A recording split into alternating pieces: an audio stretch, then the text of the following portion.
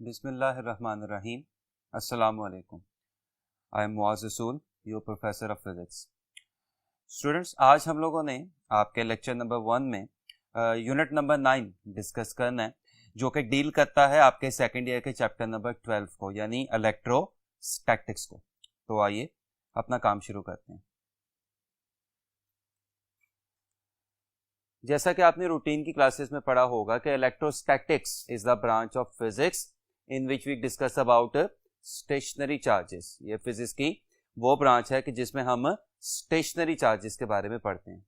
इसलिए सबसे पहला कॉन्सेप्ट जो मैं आप लोगों के साथ यहाँ पे डिस्कस करना चाहता हूँ वो चार्ज का ही है। आप देख सकते हैं कि मैंने यहाँ पे चार्ज की डेफिनेशन लिख दी हुई है। It is the intrinsic property of a matter due to which it attracts or repels another matter electrostatically। ये किसी भी जिस्म पे अपीयर होने वाली वो प्रॉपर्टी है कि जिसके तहत एक मैटर दूसरे मैटर को या तो अट्रैक्ट करना शुरू कर देता है या रिपेल करना शुरू कर देता है। इसका मतलब याद रखिएगा कि चार्ज अपीयर होने के लिए किसी जिस्म किसी मैटर का होना जरूरी है, यानी चार्ज हमेशा किसी मैटर पे ही अपीयर होता है। अट्रैक्शन और रिपल्शन हमें दो बातें बताती हैं कि चार्ज की दो टाइप्स होती हैं, positive charge and negative charge.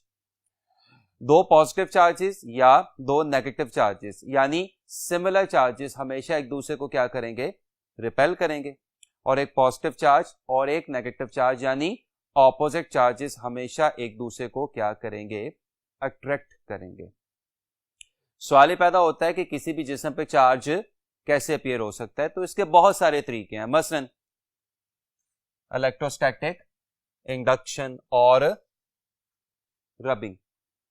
For example, जब आप दो चीजों को आपस में रब करते हैं, रगड़ते हैं, तो एक चीज इलेक्ट्रॉन लूज करती है, दूसरी चीज इलेक्ट्रॉन गेन करती है।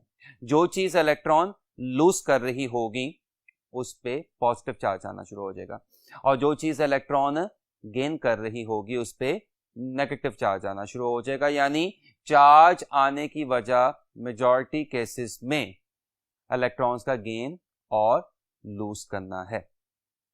चार्ज का सिस्टम इंटरनेशनल में यूनिट कूलम होता है कि जो एम्पियर सेकंड भी लिखा जा सकता है। अगर आप चैप्टर 13 का फॉर्मूला रिकॉल करें, Q इक्वल्स IT।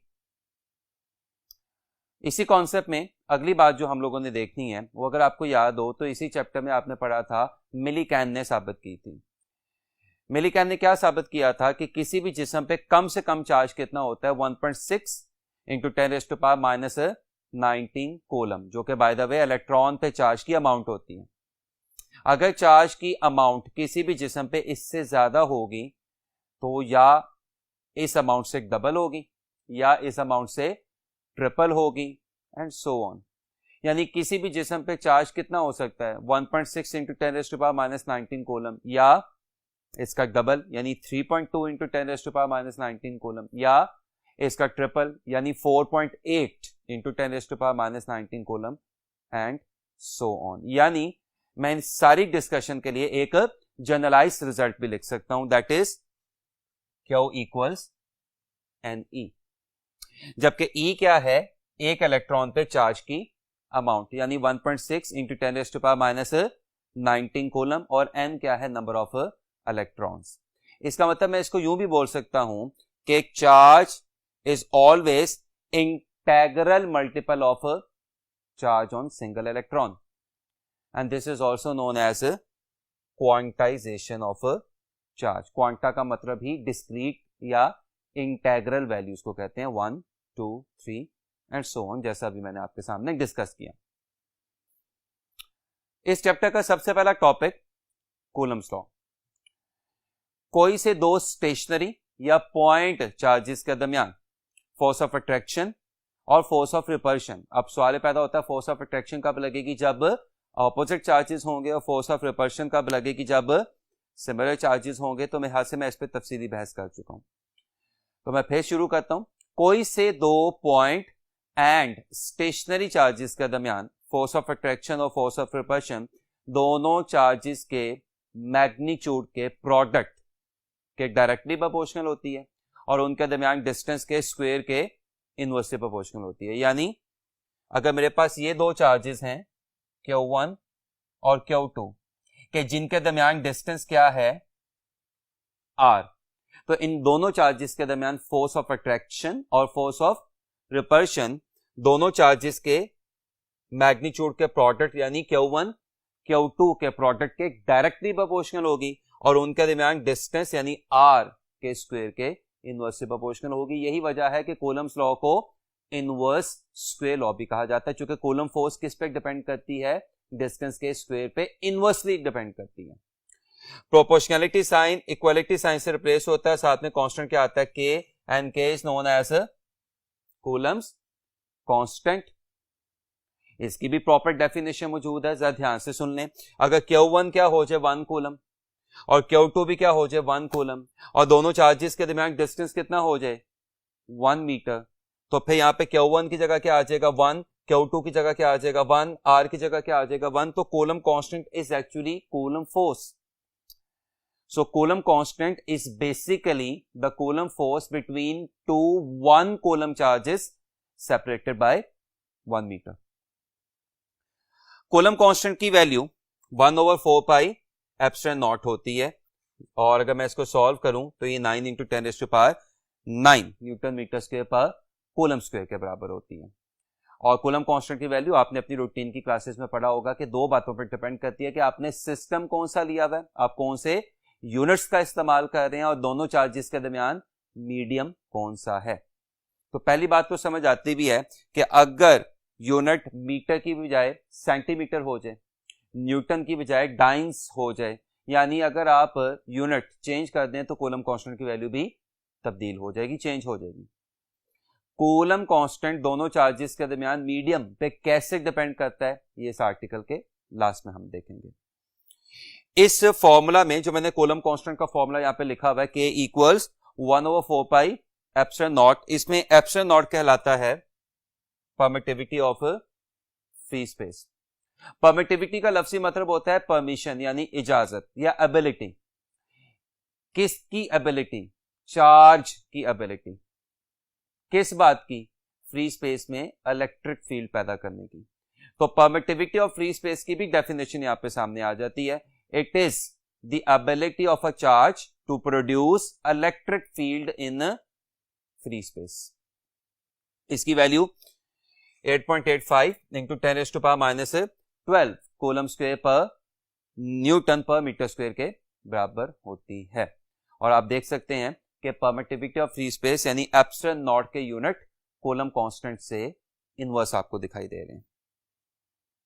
इस आर्टिकल का दूसरा पोर्शन अगेन हमने बहुत ज्यादा प्रूफ की बहस में नहीं जाना, चूंकि प्रूफ आपने अपनी रूटीन की क्लासेस में दिया हुआ है। Vector form of Coulomb's law है जिसके मुताबिक अगर मेरे पास ये दो चार्जेस हैं Q1 और Q2 और इनके दरमियान फासला क्या है R है, तो ये दोनों चार्जेस एक दूसरे पे फोर्स लगा रहे होंगे। अगर ये दोनों सिमिलर चार्जेस हैं से पॉजिटिव तो Q1 Q2 पे फोर्स लगा रहा होगा, Q2 Q1 पे फोर्स लगा रहा होगा। तो according to vector form of coulomb law दोनों चार्जेस की एक दूसरे पे लगाएगी फोर्स इक्वल एंड ऑपोजिट होगी। जैसे कि आपको यहां पे लिखा दिखाई भी दे रहा है कि एक चार्ज की दूसरे चार्ज पे लगाएगी फोर्स इक्वल एंड ऑपोजिट है दूसरे चार्ज की पहले चार्ज पे लगाएगी फोर्स के। यानी अगर पहला चार्ज दूसरे चार्ज पे 2 न्यूटन की फोर्स लगा रहा है एक्स एक्सिस के अलोंग, तो दूसरा चार्ज पहले चार्ज पे 2 न्यूटन की ही फोर्स लगा रहा होगा लेकिन -x के अलोंग। तो इसका मतलब कूलम फोर्स म्यूचुअल होती है, यानी दोनों चार्जेस एक दूसरे पे इक्वल एंड ऑपोजिट फोर्स लगा रहे होंगे। लेकिन आपने इसमें एक बात याद रखनी है कि अगर ये वेक्टर साइन यहां से रिमूव होगा, अगर ये वेक्टर साइन आप हटा देते हैं तो फिर F21 is equal to F12, फिर माइनस साइन आपकी कैलकुलेशन से गायब हो जाएगा। क्योंकि वेक्टर फॉर्म हटाने का मतलब बड़ा सिंपल सा है कि अब आप सिर्फ क्या कंसीडर कर रहे हैं magnitude, and magnitude can never be a negative quantity. और वैसे भी जैसे कि मैंने को 2 या 3 दफा आपको बताया कि दोनों चार्जेस की एक दूसरे पे लगाएगी फोर्सेस के मैग्नीट्यूड बिल्कुल क्या हैं, सेम। जैसा कि मैंने आपके साथ डिस्कस किया कि कूलम कांस्टेंट की वैल्यू दोनों चार्जेस के दरमियान मीडियम पे भी डिपेंड करती है। इसका मतलब अगर दोनों चार्जेस के दरमियान मीडियम चेंज होगा तो कूलम कांस्टेंट भी चेंज होगा। सिर्फ कूलम कांस्टेंट नहीं चेंज होगा बल्कि कूलम्स फोर्स भी चेंज हो जाएगी। फॉर एग्जांपल, मेरे पास दो चार्जेस हैं Q1 एंड Q2, उनके दरमियान वैक्यूम था यानी कुछ भी नहीं था, तो उनके दरमियान फोर्स क्या होगी, F vacuum equals 1/4 pi epsilon naught Q by r square. Now this is the force when there is absolutely nothing between the two charges. अचानक आपने क्या किया, आप दोनों चार्जेस के दरमियान क्या लेके आ गए, एक मीडियम लेके आ गए। तो experimentally it has been found कि जब भी दो चार्जेस के दरमियान कोई मीडियम आता है तो कूलम फोर्स में पहले के मुकाबले में कमी हो जाती है। अब अगर कूलम फोर्स में पहले के मुकाबले में कमी हो रही है तो इसका क्या मतलब होगा कि एक नया फैक्टर फॉर्मूला में अपीयर होना शुरू हो जाएगा और जो ऊपर नहीं अपीयर होगा नीचे अपीयर होगा, और ये फैक्टर आप इस फॉर्मूला में देख भी सकते हैं, जो मैंने अभी जानबूझ के नहीं लिखा ताकि आपकी तवज्जो इस पे कराई जा सके कि अगर दोनों चार्जेस के दरमियान वैक्यूम के अलावा कोई दूसरा मीडियम आ जाता है तो दोनों चार्जेस के दरमियान जो नई फोर्स होगी F मीडियम वो क्या बन जाएगी, 1/4 pi epsilon naught epsilon r Q1 Q2 over r square। इसमें जो एप्सिलॉन आर है ये कहलाता है रिलेटिव परमिटिविटी और डाइलेक्ट्रिक कांस्टेंट। ये दोनों नाम आपकी टेक्स्ट बुक में लिखे हुए हैं। रिलेटिव परमिटिविटी की वैल्यू इंसुलेटर्स के लिए हमेशा 1 से ज्यादा होती है और रिलेटिव परमिटिविटी की वैल्यू कंडक्टर्स के लिए क्या होती है, इन्फिनिटी। तो यहां से एमसीक्यू का बड़ा सिंपल सा रिजल्ट आ गया, क्या, अगर दो चार्जेस के दरमियान कंडक्टर आ जाए तो दोनों चार्जेस के दरमियान कूलम फोर्स 0 हो जाती है। मैं फिर बोल देता हूं, अगर दो चार्जेस के दरमियान कंडक्टर आ जाए तो दोनों चार्जेस के दरमियान कूलम फोर्स 0 हो जाती है। ये ऐसा एमसीक्यू है जो अक्सर पूछा जाता है। इसका मतलब ये हुआ कि अगर आप थोड़ा सा गौर से देखें तो इतना पोर्शन जिसको मैंने ब्लू मार्कर से एनक्लोज्ड कर दिया है इस फॉर्मूला में, ये ब्लू मार्कर से एनक्लोज हुआ हुआ पोर्शन एक्चुअली किसको शो कर रहा है, एफ वैक्यूम को शो कर रहा है। लिहाजा रिलेटिव परमिटिविटी का फॉर्मूला क्या आ गया, F vacuum over F medium, या in terms of Coulomb constant ये फॉर्मूला क्या लिखा जा सकता है, के वैक्यूम ओवर के मीडियम, जबकि K vacuum is the Coulomb constant when there is a vacuum between the charges and K medium is the Coulomb constant when there is a medium between the charges. इस topic की last बात जरा ध्यान से सुन लीजिएगा कि first करें आपके पास एक चार्ज है और इस पे दो इलेक्ट्रिक फोर्सेस लग रही हैं और दोनों फोर्सेस के दरमियान आपको एंगल कितना दिखाई दे रहा है, थीटा। तो सवाल पैदा होता है कि इस चार्ज पे रिजल्टेंट फोर्स क्या होगी, तो वो रिजल्टेंट फोर्स का फॉर्मूला मैंने यहां पे लिख दिया है, F1 square plus F2 square plus 2F1 F2 cos theta. इसमें F1 क्या है, पहले लगने वाली फोर्स, F2 क्या है, दूसरी लगने वाली फोर्स, और थीटा क्या है, F1 और F2 के दरमियान बनने वाला एंगल। अब यहां पे आप अच्छे तरीके से अंदाजा लगा सकते हैं कि अगर एक चार्ज पे दो परपेंडिकुलर फोर्सेस लग रही हो, यानी जिनमें कौन सा एंगल बन रहा हो, 90, तो जब मैं यहां पे क्या रिप्लेस करूंगा, 90, तो cos 90 क्या हो जाएगा, 0, और अब फॉर्मूला रिड्यूस होकर पाइथागोरस थ्योरम बन जाएगा। और ये वही सारी एक्सरसाइज है जो अगर आपको याद हो तो आपने फर्स्ट ईयर में चैप्टर नंबर 2 में वेक्टर एनालिसिस में भी की हुई है। कुछ एमसीक्यूज देखने की कोशिश करते हैं ताकि हमें पता चले कि इस टॉपिक्स में से किस किस्म के एमसीक्यूज आ सकते हैं। When an object gets positively charged after rubbing, then its mass strictly speaking, यानी हमने नेग्लिजिबल रिजल्ट्स को भी कंसिडर करके आंसर बताना है। तो जब भी कोई जिस्म रब करने के बाद पॉजिटिव चार्ज एक्वायर कर लेता है, यानी रबिंग की वजह से अगर किसी जिस्म पे क्या अपीयर हो जाए, पॉजिटिव चार्ज अपीयर हो जाए, इसका मतलब वो जिस्म एक्चुअली इलेक्ट्रॉन्स लूज कर रहा है, और जो जिस्म इलेक्ट्रॉन्स लूज कर रहा होगा इसका मतलब वो बेसिकली मैस लूज कर रहा है। इलेक्ट्रॉन्स की बहुत कम ही सही लेकिन मास लाजमन होती है 9.1 इंटू 10⁻31 किलोग्राम। लिहाजा जब भी कोई जिस्म पॉजिटिवली चार्ज होगा तो वो बेसिकली इलेक्ट्रॉन लूज कर रहा है, यानी वो मास लूज कर रहा है, यानी स्ट्रिक्टली स्पीकिंग उसकी मास में कमी आना शुरू हो जाएगी। तो आपके इस एमसीक्यू का आंसर क्या होगा? बीटा, यानी डिक्रीजेस। अगला एमसीक्यू देखिएगा, which one is sure test for the presence of charge on body. किसी जिस्म पे चार्ज है या नहीं है, इसका श्योर टेस्ट क्या होगा? तो याद रखिएगा, इसका श्योर टेस्ट कभी भी अट्रैक्शन नहीं हो सकता। क्यों? क्योंकि अट्रैक्शन दो ऑपोजिट चार्जेस वाले ऑब्जेक्ट में भी हो सकती है और एक चार्ज्ड और न्यूट्रल ऑब्जेक्ट में भी हो सकती है, और यह फिनोमेना कहलाता है इलेक्ट्रोस्टैटिक इंडक्शन। अगर आपको मेरी बात समझ नहीं आ रही तो एक सिंपल सी एग्जांपल देखें। फर्ज करें ये मेरे पास एक रॉड है कि जिसपे कौन सा चार्ज है? पॉजिटिव। मैं इसके पास क्या करता हूं, एक ऐसा ऑब्जेक्ट ले आता हूं कि जिसपे कोई चार्ज मौजूद नहीं है।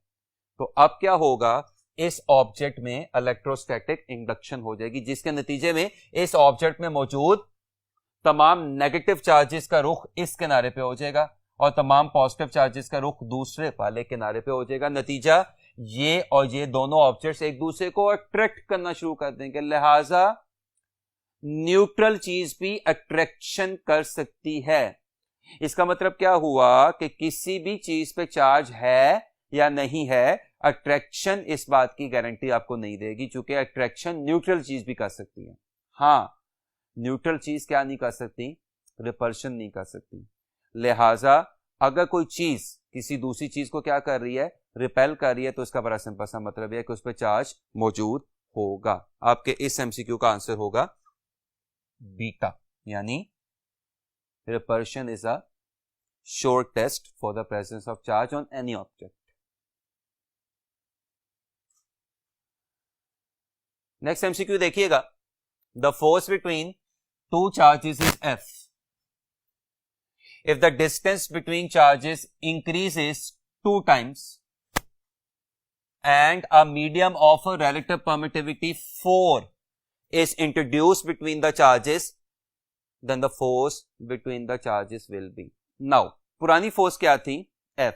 तो नई फोर्स F से कम हो जाएगी, क्योंकि आप जो दोनों काम कर रहे हैं उससे कूलम फोर्स में कमी आएगी। क्या मतलब है?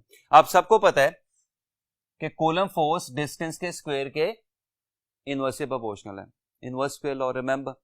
और अब आप डिस्टेंस में क्या कर रहे हैं? 2 गुना इजाफा कर रहे हैं, जैसे कि ऊपर वहां पे लिखा भी हुआ है। तो अगर r 2 गुना यानी 2 टाइम्स इंक्रीज हो रहा है, डबल हो रहा है, तो कूलम फोर्स में 4 टाइम्स यानी 4 गुना कमी आ जाएगी, यानी डिनोमिनेटर में एक 4 का फैक्टर अपीयर होना शुरू हो जाएगा। फिर दूसरी चेंज आप क्या लेके आ रहे हैं कि दोनों चार्जेस के दरमियान आपने क्या रख दिया? एक मीडियम रख दिया कि जिसकी रिलेटिव परमिटिविटी क्या है? 4। मीडियम के आने से भी कूलम फोर्स में कमी आती है, और कितनी कमी आती है? जितने एप्सिलॉन आर का मीडियम आया होता है। और कितने एप्सिलॉन आर का मीडियम आ गया है? 4। तो कूलम फोर्स में मजीद 4 गुना की कमी हो जाएगी। जैसे कि आप देख सकते हैं कि कूलम फोर्स एप्सिलॉन आर के भी क्या है? इनवर्सली प्रोपोर्शनल है। तो थोड़ा सा गौर से देखें तो एक 4 किसकी वजह से आ रहा है? डिस्टेंस के डबल होने की वजह से। और एक 4 किसकी वजह से आ रहा है? एप्सिलॉन आर की वजह से। तो ओवरऑल ये 4 और 4 मल्टीप्लाई होकर आपको क्या दे देंगे? 1/16, यानी कूलम फोर्स में पहले के मुकाबले में 16 गुना कमी हो जाएगी। यानी अगर पहली फोर्स क्या थी? F, तो अब नई फोर्स क्या हो जाएगी? Beta, F/16। नेक्स्ट एमसीक्यू देखिएगा, the force between to charge spheres with charges Q1 equals 2 coulomb and Q2 equals -1 coulomb is 80 Newton. If these spheres are brought in contact and then separated, the new force between these spheres will be. अच्छा, situation क्या है जी? Situation ये है कि आपके पास एक sphere था, उस पर चार्ज कितना था? +2c। आपके पास दूसरा स्फीयर था, उस पर चार्ज कितना था? -1c। तो इनके दरमियान जो फोर्स F1 है, जो कि बाय द वे 80 के बराबर है, वो कितनी लग रही होगी? K Q1 Q2 over r square. जाहिर सी बात है कि कूलम फोर्स के फॉर्मूला में चार्जेस के मैग्नीट्यूड लिखे जाते हैं, साइंस नहीं। फिर कुछ देर बाद आपने क्या किया कि आपने इन दोनों सफियर्स को मिला दिया। जब आप इन दोनों सफियर्स को आपस में क्या करेंगे, मिलाएंगे, तो +2 कूलम वाला सफियर हाई पोटेंशियल पे है और -1 कूलम वाला सफियर लो पोटेंशियल पे है। तो चार्ज क्या करना शुरू कर देगा, फ्लो करना शुरू कर देगा। और कब तक फ्लो करेगा, जब तक दोनों सफियर्स पे एक जितना चार्ज नहीं आ जाता। अब सवाल पैदा होता है कि दोनों सफियर्स पे एक जितना चार्ज फर्ज करें आ गया, तो फिर अब दोनों सफियर्स पे चार्ज की अमाउंट क्या होगी। उसके लिए जरा ध्यान से इधर देखें कि फर्ज करें अगर Q1 क्या था +2 और Q2 क्या था -1, तो इनका रिजल्टेंट क्या होगा, 1 कूलम। इसका मतलब ये 1 कूलम का चार्ज इन दोनों सफियर्स में यूनिफॉर्मली डिस्ट्रीब्यूट होगा, यानी आधा आधा। क्या मतलब है इस बात का, इस बात का बड़ा सिंपल सा मतलब यह है कि आपने इन दोनों सफियर्स को मिलाने के बाद थोड़ी देर आपने इन दोनों सफियर्स को मिलाए रखा और उसके बाद जब आप इनको क्या करेंगे, अलग करेंगे, तो दोनों में 1 कूलम यूनिफॉर्मली डिस्ट्रीब्यूट हुआ होगा, यानी दोनों पे कितना आ गया होगा, 0.5 ईच। अब अगर आप इन दोनों सफियर्स को गौर से देखें तो पहले वाले पे चार्ज कितना था, +2, और दूसरे वाले पे चार्ज कितना था, -1।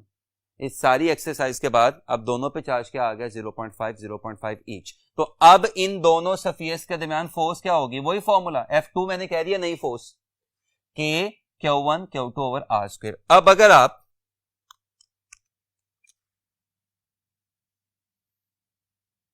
इन दो फोर्सेस की रेशियो ले लें तो K और R स्क्वायर आपस में क्या हो जाएंगे, कैंसिल हो जाएंगे। नतीजा क्या बनेगा, F2/F1 इक्वल 0.5 इंटू 0.5/2। अब F2 आपने क्या करनी है, फाइंड करनी है। F1 किसके बराबर थी, 80।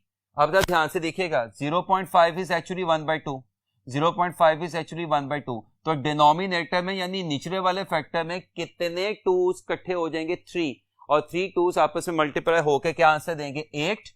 ये 80 उधर जाके क्या हो जाएगा, मल्टीप्लाई, और 80/8 का आंसर क्या आएगा, 10 ऑफ कोर्स न्यूटन। तो आपके इस एमसीक्यू का आंसर क्या होगा, डेल्टा, यानी 10 न्यूटन।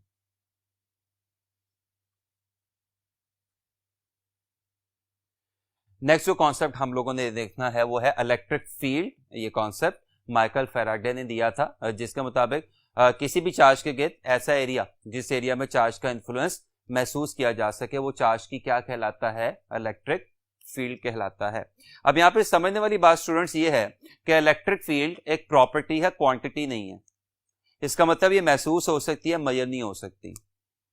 तो फिर अब क्या किया जाए, इसको मेजर कैसे किया जाए। तो हम फिजिक्स में, या मुझे यूं कहना चाहिए कि साइंसेस में, जब भी कोई चीज मेजरेबल ना हो तो उसको मेजरेबल करने के लिए हम उसके लिए एक कोएफिशिएंट डिफाइन करवा देते हैं। ये काम आपने अपनी काफी बेसिक क्लासेस से करना शुरू किया हुआ। फॉर एग्जांपल, फ्रिक्शन मेजर नहीं होती तो फ्रिक्शन के लिए कोएफिशिएंट डिफाइन करवा देते हैं म्यू। विस्कोसिटी मेजर नहीं होती तो विस्कोसिटी के लिए कोएफिशिएंट डिफाइन करवा देते हैं ईटा। इसी तरह इलेक्ट्रिक फील्ड प्रॉपर्टी है, मेजर नहीं होती, महसूस होती है। तो हम उसके लिए क्या करेंगे, एक कोएफिशिएंट डिफाइन करवा देंगे E, where E is electric field strength, या इलेक्ट्रिक फील्ड इंटेंसिटी, या इलेक्ट्रिक फ्लक्स डेंसिटी। तीनों नाम आपकी टेक्स्ट बुक में लिखे हुए हैं। कैसे मेजर होगी, फर्स्ट करें, ये मेरे पास एक +Q चार्ज है जिसके गिर्द ये क्या मौजूद है, इलेक्ट्रिक फील्ड मौजूद है। मुझे कहा गया इस +Q चार्ज की P पॉइंट पे E निकालें। तो मुझे इस +Q चार्ज की P पॉइंट पे E निकालने के लिए पहले इस E को फील करना पड़ेगा, महसूस करना पड़ेगा। उसके लिए मैं क्या करूंगा कि इस P पॉइंट पे क्या लाके रख दूंगा, एक टेस्ट चार्ज लाके रख दूंगा। अब होगा क्या कि ये पॉजिटिव चार्ज इस टेस्ट चार्ज को एक F फोर्स के तहत रिपेल करना शुरू कर देगा। तो इसका मतलब इस चार्ज की टेस्ट चार्ज पे लगाई गई फोर्स ही इलेक्ट्रिक फील्ड स्ट्रेंथ यानी E कहलाती है, जो कि फॉर्मूला में भी दिखाई दे रहा है कि E इक्वल्स F/Q0। अच्छा, यहां पे आपने ये बात याद रखनी है कि ये ई आपने बेसिकली किसकी निकाली है, क्यू की, लेकिन आपने निकाली किसकी मदद से है, क्यू नॉट की मदद से निकाली है। अब यहां पे बच्चा एतराज ये करता है कि जो टेस्ट चार्ज है वो प्रैक्टिकली एग्जिस्ट नहीं करता, चूंकि ये इमेजिनरी होता है, पॉजिटिव होता है और इसकी अपनी कोई फील्ड नहीं होती। ये फॉर्मूला प्रैक्टिकली तो बहुत अच्छा है, प्रैक्टिकली हमारे किसी काम का नहीं है, लिहाजा आप क्या किया जाएगा यहां पे। और दूसरा इतराज इस फॉर्मूला में ये आता है बच्चों का कि आप जिस चार्ज की इलेक्ट्रिक फील्ड निकाल रहे हैं फॉर्मूला में वो चार्ज है ही नहीं है। तो इसके लिए हम बड़ा आसान सा काम क्या करते हैं कि इस एफ की जगह कूलम्स लॉ का फॉर्मूला रिप्लेस कर देते हैं, के Q1 Q2 over r square. अब Q1 यहां पे क्या है, Q2 यहां पे क्या है, Q नॉट। तो जब मैं फॉर्मूला रिप्लेस करूंगा तो ये फॉर्मूला इस फॉर्मूला में चेंज हो जाएगा, के क्यू बाई आर स्क्वायर, जबकि के की जगह ऑफ कोर्स क्या लिखा जा सकता है, 1/4πε0। सो अब आप देखें कि इन दोनों फॉर्मूलाज में आप जिस चार्ज की इलेक्ट्रिक फील्ड निकाल रहे हैं आपको वही चार्ज दिखाई दे रहा है। इलेक्ट्रिक फील्ड भी कूलम्स लॉ की तरह कौन सा फॉर्मूला ओबे करती है, इनवर्स स्क्वायर लॉ, और इलेक्ट्रिक फील्ड भी कूलम्स लॉ की तरह मीडियम पे डिपेंड करती है। मसलन एयर की मौजूदगी में इलेक्ट्रिक फील्ड का फॉर्मूला यही होगा 1/4πε0 क्यू बाय आर स्क्वायर, लेकिन मीडियम की मौजूदगी में बिल्कुल कूलम लॉ की तरह एप्सिलॉन नॉट के साथ क्या आ जाएगा, एप्सिलॉन आर आ जाएगा। इसका मतलब यहां पे भी एप्सिलॉन आर का आपको वही फॉर्मूला दिखाई दे रहा है, ई vacuum over E medium. Next जो बात हम लोगों ने करनी है वो है electric lines of force. Charge की इलेक्ट्रिक फील्ड को ग्राफिकली रिप्रेजेंट करने के लिए हम इलेक्ट्रिक फील्ड को किससे रिप्रेजेंट कर देते हैं, इमेजिनरी लाइंस से रिप्रेजेंट कर देते हैं। दीज इमेजिनरी लाइंस जो कि 3 डायमेंशन में होती हैं, they are known as electric lines of force. दो बातों का आपने ख्याल रखना है कि लाइंस की तादाद आपको इलेक्ट्रिक फील्ड का मैग्नीट्यूड बताती है और लाइंस पे लगा हुआ एरो आपको इलेक्ट्रिक फील्ड की डायरेक्शन बताता है। पॉजिटिव चार्जेस के लिए लाइंस चार्ज से अवे होती हैं, नेगेटिव चार्जेस के लिए लाइन चार्ज की तरफ होती हैं, और कभी भी लाइंस एक दूसरे को क्या नहीं कर सकती, इंटरसेक्ट नहीं कर सकती। आई एम श्योर आपने पढ़ा होगा। आपकी टेक्स्ट बुक में मुख्तलिफ लाइंस की मुख्तलिफ कॉन्फ़िगरेशंस की आपको ज्योमेट्री और लाइंस का तरीकाकार भी दिखाई दे रहा होगा। मैं उस बहस में नहीं जाऊंगा चूंकि डायग्राम्स आपकी बुक में बनी हुई हैं। मैं ऐसी बहस में जाऊंगा जो यहाँ पे एंटी टेस्ट के पॉइंट ऑफ व्यू से अहम होती है, जिसमें से क्वेश्चन पूछे जा सकते हैं, और वो बहस है नल पॉइंट या न्यूट्रल जोन या जीरो फील्ड स्पॉट। दो चार्जेस की वजह से बाज दफा एक ऐसा पॉइंट पैदा हो जाता है कि जिस पॉइंट पे दोनों चार्जेस की फील्ड एक दूसरे को कैंसिल कर रही होती हैं और उस पॉइंट पे इलेक्ट्रिक फील्ड एग्जिस्ट नहीं कर रही होती। वो पॉइंट कहलाता है नल पॉइंट या न्यूट्रल जोन या जीरो फील्ड स्पॉट। अब मुख्तलिफ चार्जेस के लिए इसमें नल पॉइंट मुख्तलिफ जगहों पे लाई करेगा। For example, for equal and similar charges, यानी दोनों चार्जेस क्या हैं, इक्वल हैं, और दोनों चार्जेस क्या हैं, पॉजिटिव हैं, या यूं कह लें कि दोनों चार्जेस क्या हैं, इक्वल हैं, और दोनों चार्जेस क्या हैं, नेगेटिव हैं। तो इस सिचुएशन में नल पॉइंट दोनों चार्जेस के बिल्कुल कहां पे लाई करेगा, सेंटर में, मिड में, यानी नल पॉइंट का दोनों चार्जेस से फासला बिल्कुल क्या होगा, सेम।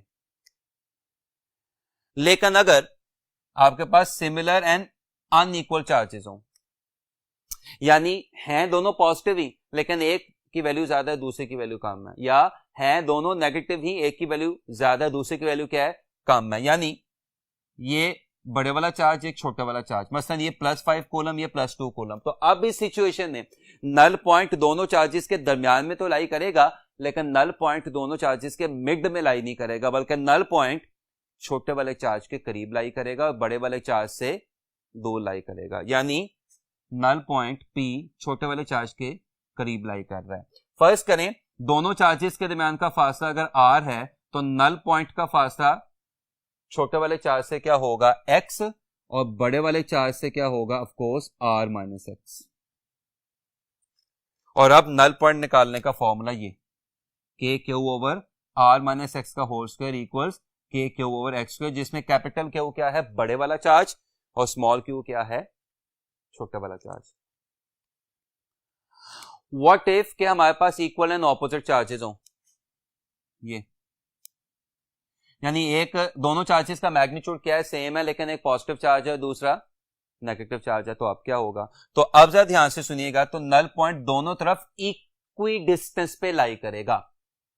नल पॉइंट अब दरमियान में कहीं लाई नहीं करेगा, नल पॉइंट अब मिड में या दरमियान में कहीं लाई नहीं कर सकता। अब नल पॉइंट सराउंडिंग पे ही लाई करेगा, लेकिन अब नल पॉइंट दोनों चार्जेस के सराउंडिंग पे इक्वी डिस्टेंस पे लाई करेगा, यानी प्लस के होके यहां पे, माइनस के होके यहां पे, और ये दोनों फासले बिल्कुल सेम होंगे।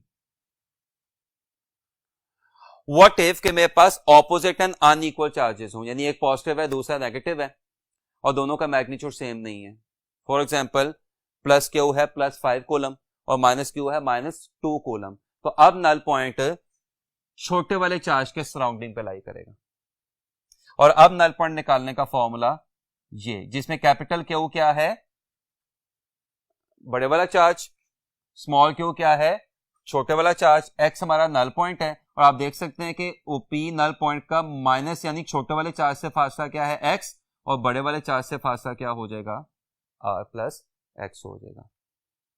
एंड फाइनली व्हाट इफ कि हमारे पास सिंगल चार्ज हो, आइसोलेटेड, तो आइसोलेटेड चार्ज के लिए नल पॉइंट हमेशा कहां पे लाई करता है, इनफिनिटी पे लाई करता है, यानी वहां पे लाई करेगा जहां पे इलेक्ट्रिक फील्ड 0 हो जाएगी। यानी चार्ज से आप इतना दूर चले जाएं कि चार्ज की इलेक्ट्रिक फील्ड 0 हो जाए, महसूस ना हो, तो वो इन्फिनिटी होगा और वो उस चार्ज के लिए, उस आइसोलेटेड यानी सिंगल चार्ज के लिए नल पॉइंट भी होगा।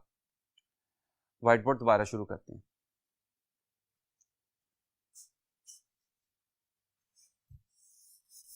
नेक्स्ट जो बात हम लोगों ने डिस्कस करनी है वो है इलेक्ट्रिक पोटेंशियल डिफरेंस, कि जिसको मुख्तसरन पोटेंशियल डिफरेंस भी कहा जा सकता है। डेफिनेशन यहाँ पे लिखी हुई है, आपने रूटीन की क्लासेस में भी डेफिनेटली पढ़ी होगी।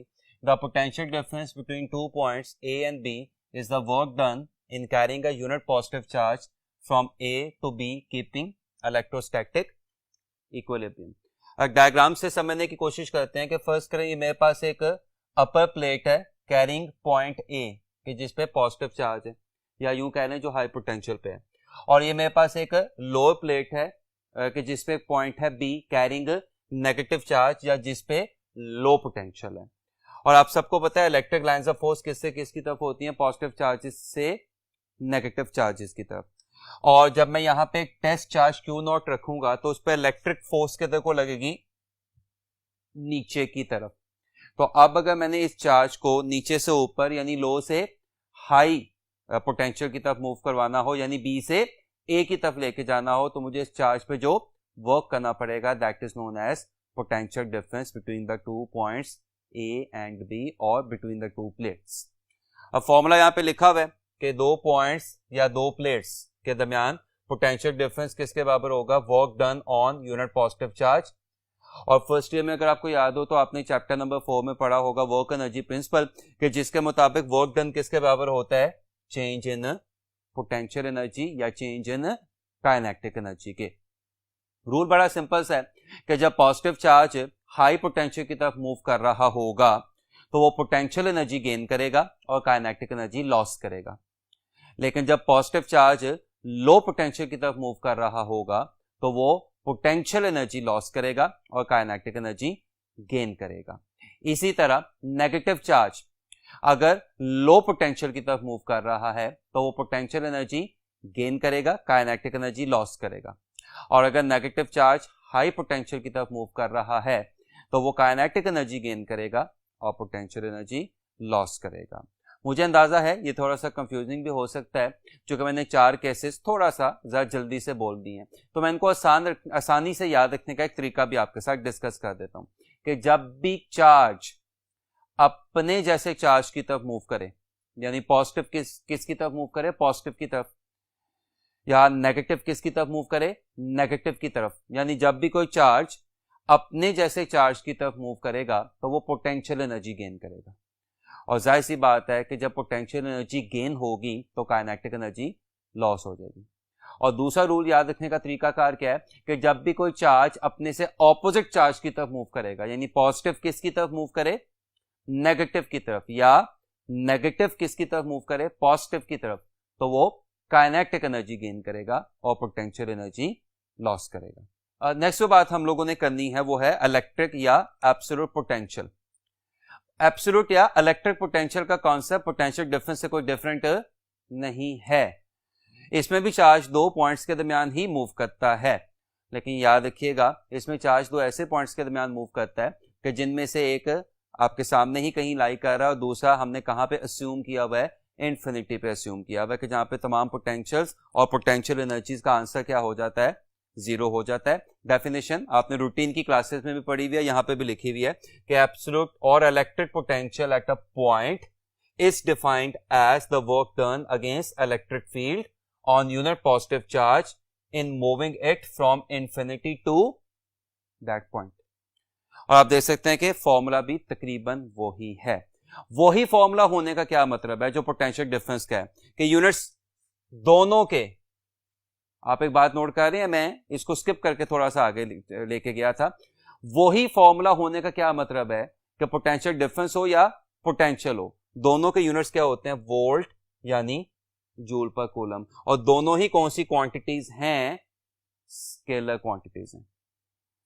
और पोटेंशियल प्रेशर का एनालॉगस है या पोटेंशियल डिफरेंस प्रेशर डिफरेंस का एनालॉगस है। क्या मतलब है इस बात का, फ्लूइड डायनामिक्स में आपने पढ़ा होगा कि प्रेशर डिफरेंस की वजह से ही फ्लूइड फ्लो करता है या फोर्सेस जनरेट होती हैं, और वो हमेशा किससे किसकी तरफ फ्लो करता है या फोर्सेस हमेशा किससे किसकी तरफ जनरेट होती है, हाई प्रेशर से लो प्रेशर की तरफ।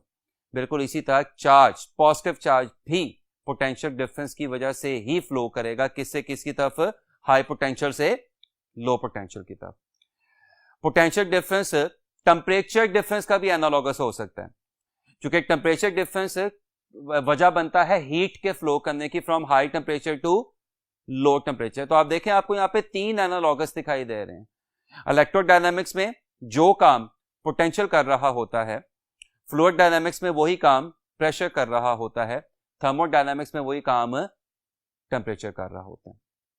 पोटेंशियल डिफरेंस की प्रैक्टिकल एप्लीकेशन आपकी टेक्स्ट बुक में साइड इंफॉर्मेशन पे भी दी हुई है, यहां पे मैंने रफली लिख भी दी है, ECG and EEG. ECG electrocardiography, जिसका ताल्लुक हार्ट यानी दिल के साथ होता है। जिस्म पे मौजूद कोई से दो पॉइंट्स के दरमियान पोटेंशियल डिफरेंस का एनालिसिस करके हार्ट के लिए हम एक ग्राफ ऑब्टेन करते हैं, उसको क्या नाम दिया जाता है, ईसीजी का नाम दिया जाता है। जबकि ये प्रिसाइज काम जब आप दिमाग के लिए कर रहे होंगे तो वो क्या कहलाएगा, ईईजी कहलाएगा, जो कि इलेक्ट्रोएन्सेफेलोग्राफी कहलाता है। यानी इसका मतलब पोटेंशियल डिफरेंस की मदद से जब आपने हार्ट यानी दिल का एनालिसिस करना हो तो ईसीजी की जाती है, और जब आपने ब्रेन यानी दिमाग का एनालिसिस करना हो तो ईईजी की जाती है। उसी सिलसिले को आगे बढ़ाते हैं। Electric field is a potential gradient, one of the very famous results of your book, कि इलेक्ट्रिक फील्ड बेसिकली पोटेंशियल में चेंज का नाम है। लेकिन बिल्कुल उसी तरह की चेंज, जिस तरह की चेंज अगर आपको याद हो तो आपने फर्स्ट ईयर में वेलोसिटी के लिए पढ़ी थी, rate of change of displacement. लेकिन वहां पे अगर आपको याद हो तो रेट ऑफ चेंज किसके हिसाब से लिया जाता था, टाइम के हिसाब से। जबकि इलेक्ट्रिक फील्ड में जब हम कहते हैं पोटेंशियल ग्रेडियंट, तो इसमें electric field basically rate of change of potential with respect to time नहीं होता, विद रिस्पेक्ट टू डिस्टेंस होता है। यानी वेलोसिटी अगर मैं रिकॉल कराऊं तो वो डिस्प्लेसमेंट में तब्दीली थी विद रिस्पेक्ट टू टाइम, और अगर मैं इलेक्ट्रिक फील्ड रिकॉल करवाऊं तो वो पोटेंशियल में तब्दीली है विद रिस्पेक्ट टू लेंथ या विद रिस्पेक्ट टू डिस्प्लेसमेंट। इसका बड़ा सिंपल सा मतलब है कि अगर आप किसी एक जगह पे ही खड़े हुए हैं तो पोटेंशियल चेंज नहीं होगा, और जब पोटेंशियल चेंज नहीं होगा तो इलेक्ट्रिक फील्ड भी चेंज नहीं होगी, अनलेस और अनटिल चार्ज की अमाउंट चेंज हो या आपका चार्ज से फास्टर चेंज हो। यानी इलेक्ट्रिक फील्ड के पैदा होने की वजह पोटेंशियल में तब्दीली है। माइनस साइन क्या शो कर रहा है कि इलेक्ट्रिक फील्ड हमेशा किससे किसकी तरफ होती है, हाई पोटेंशियल से लो पोटेंशियल की तरफ। यानी जब आप इलेक्ट्रिक फील्ड को क्या करेंगे, फॉलो करेंगे, तो आप हाई पोटेंशियल से लो पोटेंशियल की तरफ जा रहे होंगे। इसका मतलब ये हुआ कि पोटेंशियल ग्रेजुअली डिक्रीज हो रहा होगा, यानी पोटेंशियल आहिस्ता आहिस्ता कम हो रहा होगा जब आप इलेक्ट्रिक लाइंस ऑफ फोर्स को या इलेक्ट्रिक फील्ड को फॉलो करते हैं। यूनिट्स फॉर्मूला से मेरे हाथ से काफी हद तक क्लियर हो जाते हैं कि इलेक्ट्रिक फील्ड का यूनिट न्यूटन पर कूलम होता है। रिमेंबर ये फॉर्मूला हमें कहां से मिलता है, E = F/Q से या Q0 से। कोर्स। अब जबकि हमने स्टैब्लिश कर दिया कि ई किसके बराबर है, delta we over delta R के, तो इसका मतलब क्या हुआ कि ये यूनिट न्यूटन पर कूलम भी लिखा जा सकता है और ये यूनिट वोल्ट पर मीटर भी लिखा जा सकता है।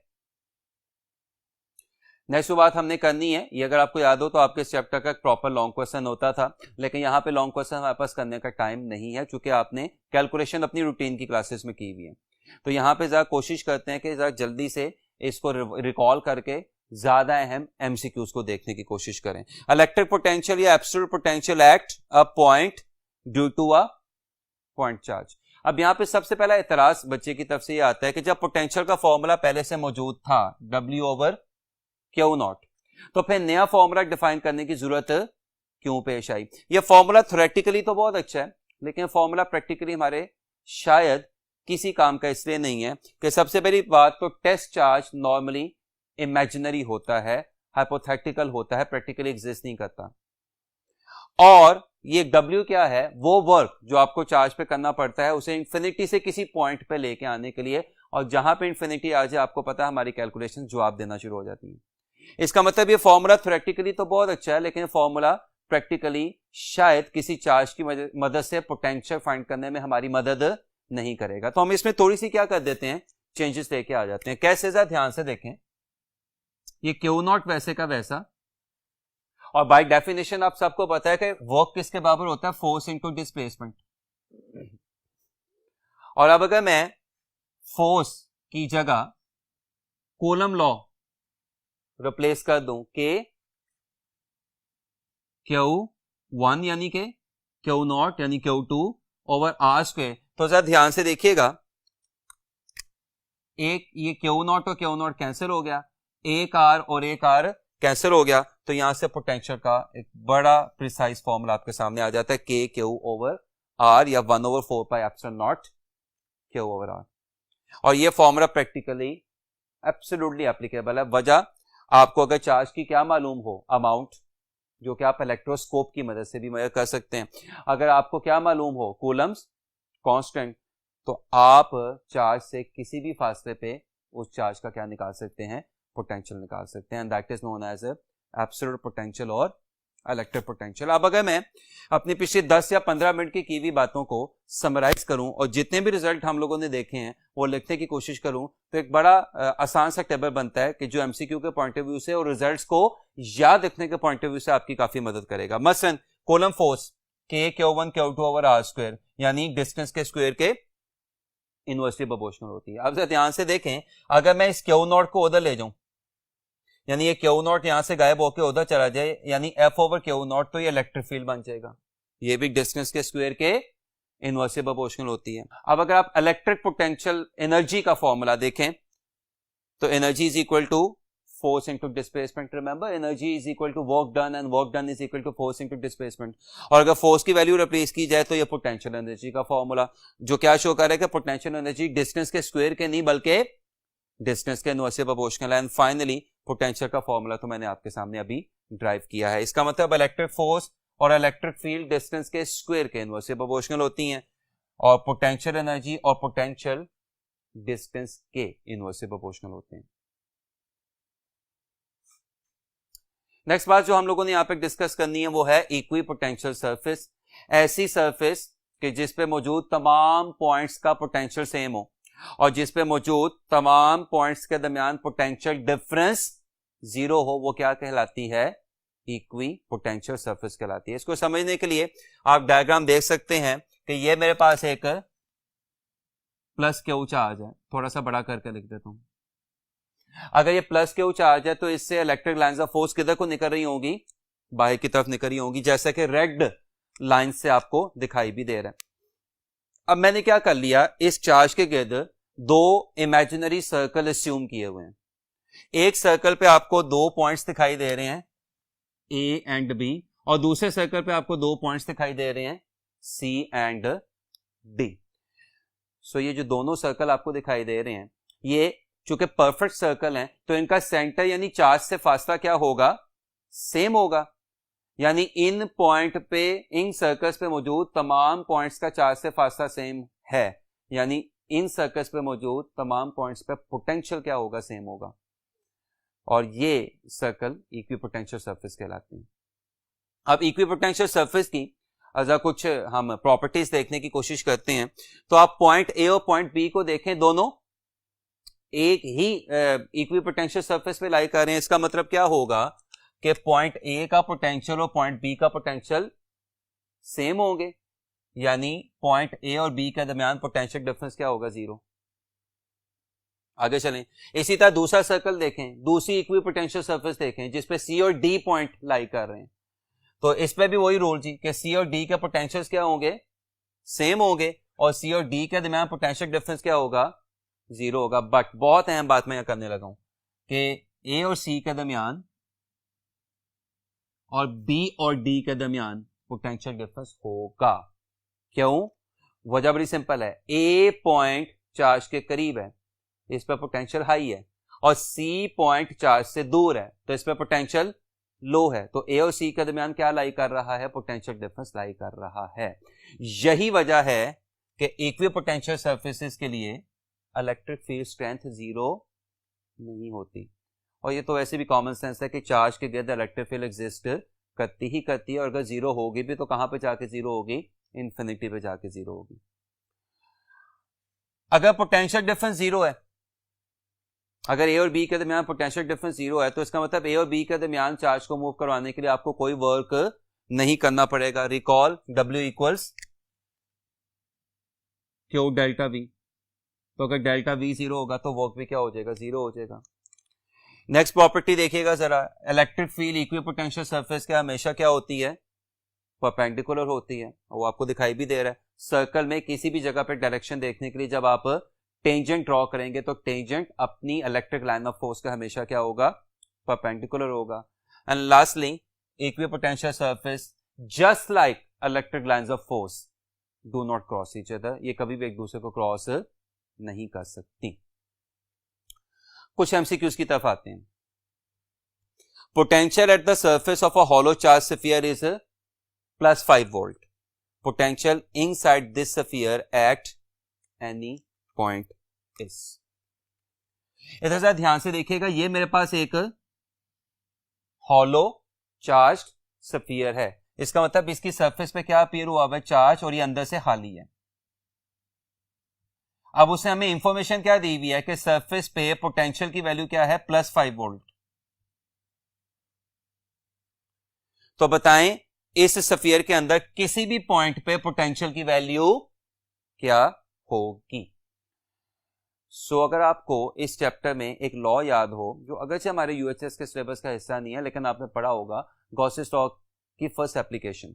तो गॉसेस लॉ की फर्स्ट एप्लीकेशन यही होती थी कि एक मेटालिक हॉलो चार्ज स्फीयर के अंदर ई यानी इलेक्ट्रिक फील्ड क्या होती है, 0 होती है।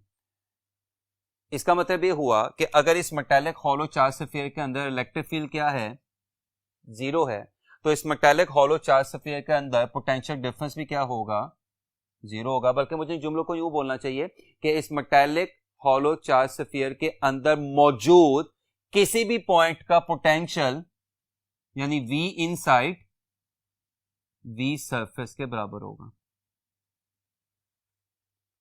यानी इस मेटालिक हॉलो चार्ज स्फीयर के अंदर पोटेंशियल कांस्टेंट होगा।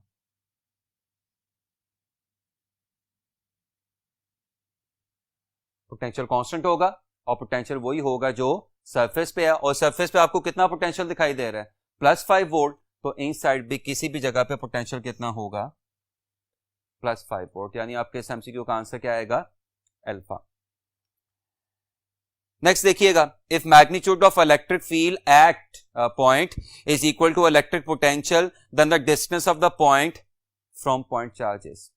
अब इस किस्म के क्वेश्चंस को करने का तरीका ये होता है कि जो इंफॉर्मेशन आपको दी हुई है उस इंफॉर्मेशन को एज इट इज लिख लेते हैं। मसलन उसने क्या इंफॉर्मेशन दी हुई है कि एक चार्ज से कुछ फासले पे एक पॉइंट है, और इस पॉइंट पे पोटेंशियल और इलेक्ट्रिक फील्ड न्यूमेरिकली एक दूसरे के क्या हो गए, इक्वल हो गए।